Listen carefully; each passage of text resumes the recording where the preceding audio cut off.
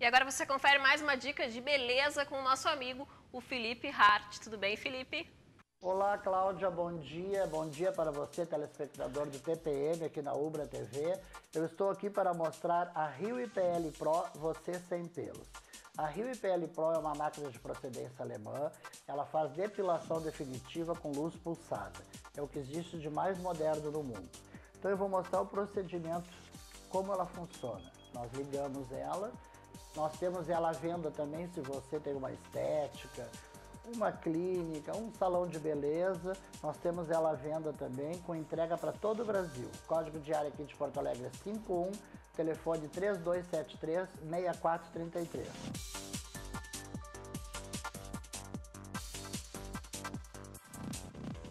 Vamos ligar ela e mostrar como é fácil o manuseio da Rio IPL Pro Você Sem Pelos. Você adquirindo a Rio IPL Pro para o seu salão de beleza, para a sua clínica, você tem o treinamento gratuito como usar ela.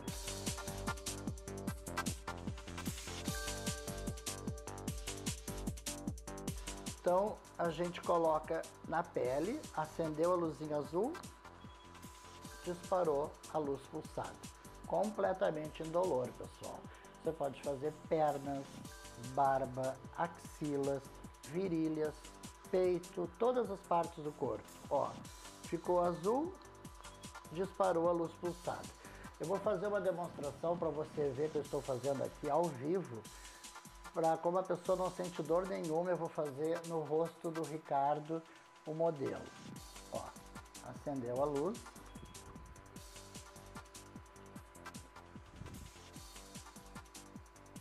Ó. E aí, Ricardo, o que tu achaste? Nenhuma dor, Felipe.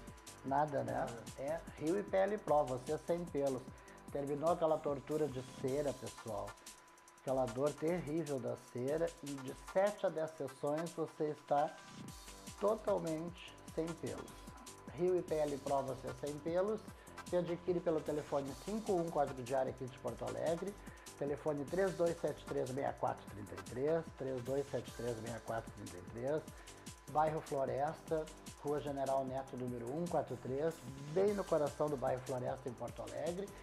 E para você que tem vontade de adquirir uma Rio IPL Pro Você Sem Pelos, para sua estética clínica, para as primeiras 10 ligações eu vou liberar 30% de desconto. 51, código de área aqui de Porto Alegre, 3273-6433. Rio IPL Pro, você sem pelos. Até amanhã, Cláudia.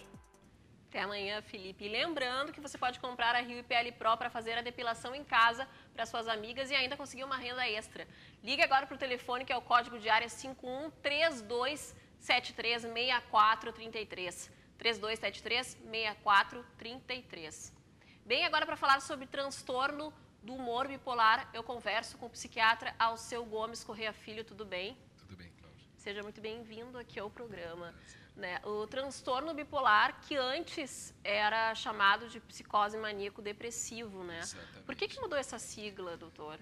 Mudou porque ao longo dos consensos e dos estudos, né, além de um nome que era um nome estigmatizante, né, psicose maníaco-depressiva, se entende hoje em dia o transtorno do humor bipolar como um grande espectro, né? Claro que o nó central são os ciclos de alterações de humor com prejuízo, né, que os pacientes apresentam, né?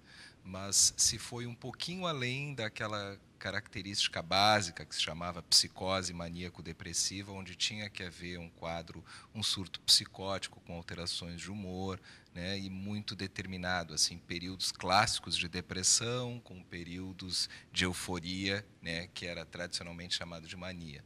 Atualmente se observa que existem características que podem variar, né, ou seja, o indivíduo pode ter períodos de depressão, com períodos de euforia ou de irritabilidade.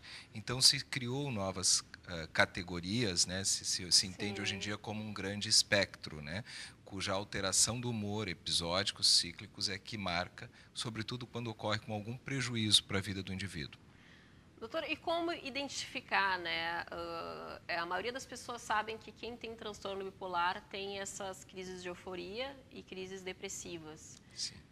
É claro que a felicidade, digamos assim, não é unânime, né? Sim. Todo mundo na vida tem um momento de tristeza e um momento de muita alegria. Né? O pessoal que está em casa agora muitas vezes pode estar pensando, nossa, eu tenho transtorno bipolar porque eu eventualmente fico triste e eventualmente fico muito feliz. Né? Como identificar, como saber a diferença entre o que é normal e o que é patológico? Sim. É uma excelente pergunta, porque o diagnóstico correto ele não é tão simples quanto possa parecer. As pessoas às vezes confundem, né? Todos nós podemos ter períodos de tristeza ou períodos onde estamos mais alegres, com mais relação. Entretanto, assim, o exame, o diagnóstico se dá como em psiquiatria nós não temos assim marcadores biológicos, ou seja, não tem um exame como um hemograma que se faz e se encontre, né? Em psiquiatria a avaliação clínica, uma boa coleta da história de vida do paciente, que a gente costuma falar, um afetivograma, né? Como que oscilou o humor, como que foi o afeto. Então, a história de vida do paciente, e nós detectamos assim esses ciclos muito marcados onde houve um prejuízo na vida do paciente. Ou seja, em geral, o paciente com transtorno do humor bipolar, na fase eufórica, na fase de grande relação, de muita energia, ele apresenta insônia, ele costuma se expor a situações de risco moral, gasta mais do que pode, tem uma compulsivo, consumista, aquela pessoa que pega o cartão de crédito, sim, compra sim. e não pensa no Mas que ela é está comprando. cíclico, isso se dá em determinados momentos. Então, em outros momentos, ele fica mais retraído, com mais cansaço, né? Ou seja, na fase eufórica, o paciente, diferente do consumidor compulsivo que tem um perfil, né? Assim, o transtorno do humor bipolar, o paciente vai apresentar oscilações mais marcadas, né? E com isso ele vai coletar assim muitos prejuízos ao longo da vida, né? Inclusive assim situações de hipersexualidade, situações onde na fase tem um tipo do transtorno do humor bipolar que oscila entre um período de irritabilidade muito acentuado, que é um quadro misto, não é nem depressivo nem eufórico, né? O paciente apresenta uma irritabilidade acentuada, mas a episoidicidade, ou seja, essas variações, né, que os familiares costumam dizer que parecem duas pessoas, inclusive, uma hora fica um período de extremo cansaço, com extrema apatia. Em outros momentos são pacientes assim, ou que estão muito irritados ou que estão muito eufóricos, né? Fazendo planos muito grandiosos, né? Que não são factíveis. Então, de repente, de uma hora para outra, o paciente resolve que vai adquirir uma grande empresa e ele não tem condições para isso. Então, assim, essa não factibilidade, essa não que expõe o paciente a prejuízos, e tendo essa episoidicidade marcada, né, cíclica, nos ajuda ao longo, né, do exame da história de vida do paciente fazer o diagnóstico correto.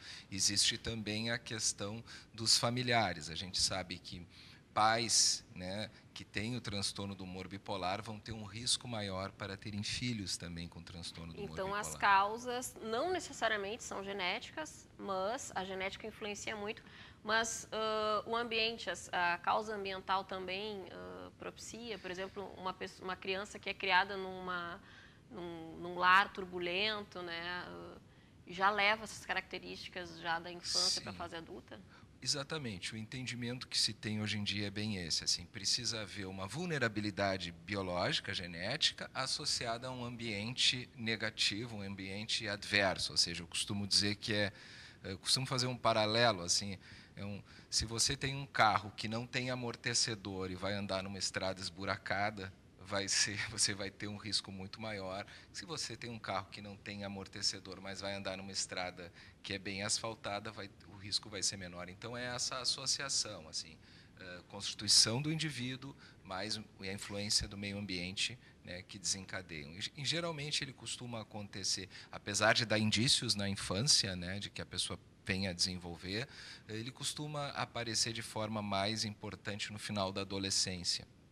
E quais são esses indícios, né? O senhor acabou de falar que já na infância começa a aparecer os primeiros sinais, e claro que se desenvolve com mais força aí na adolescência e na fase adulta, né? Para quem está nos assistindo em casa agora, como é que identifica? Claro que isso não é condição sine qua non, 100% Sim. de certeza, né? Mas mais ou menos assim. A questão da episoidicidade do funcionamento do indivíduo, né? As mães costumam descrever, às vezes, crianças que têm aquelas tempestades afetivas, assim, sem nenhuma causa, que têm períodos assim que estão com muito irritadiços, sem uma causa aparente, né? Intercalados com outros dias que acordam bem e que não apresentam nenhuma oscilação, ou que têm até um funcionamento um pouco mais eufórico. No adulto, a marca é essa, né? E o que nos dificulta o diagnóstico é que, geralmente, o paciente, quando ele procura na fase depressiva. E se você não faz o diagnóstico correto, muitas vezes você vai achar que ele só tem depressão, né? É difícil de diagnosticar, principalmente hoje, né? Que a gente vive a vida é totalmente turbulenta, né? Então é muito fácil Sim. a pessoa ficar irritada, ficar Sim. triste, ficar eufórica. Exato. Né? E é importante que o profissional de saúde avalie adequadamente o paciente, eventualmente converse com familiares, né, que peça autorização para conversar com familiares que vão poder dar uma opinião mais clara, porque o grande dilema do transtorno do humor bipolar é o paciente negar também que ele apresenta essa dificuldade. Muitas vezes o paciente ele não admite, né, em função do estigma social que apresenta, e veja bem, no Brasil nós temos ao redor de 3 milhões de pessoas que apresentam transtorno do humor bipolar, é uma prevalência alta. 3 milhões diagnosticadas ou não? É uma estimativa de prevalência, ao redor de 1,5% da população brasileira vai apresentar esse transtorno, ou seja, são estudos de prevalência que são feitos e são feitas assim estimativas aproximadas, né? Tem cura uma vez que eu tenho o diagnóstico ou eu preciso, para o resto da minha vida, estar sempre fazendo tratamentos? É bem interessante a tua pergunta. O conceito que se trabalha hoje em dia de doença crônica, ou seja, que a pessoa tem que fazer um acompanhamento, né, ao longo de praticamente toda a vida. O entendimento é como se tivesse assim um quadro de diabetes, que o paciente tem que mudar os seus hábitos, tem que fazer consultas periódicas, ou pressão alta, o transtorno do humor bipolar também. O entendimento é esse. O paciente ele tem que adaptar os seus hábitos de vida, ele tem que fazer uso de fármacos e tem que consultar periodicamente o seu médico. Doutor, muito obrigada pela presença aqui, pelos esclarecimentos aí do transtorno do humor bipolar. Muito obrigada pela presença. A gente vai para o intervalo e já volta com mais CBM. A gente vai dar dicas aqui para decorar a sua festa junina. Não sai daí.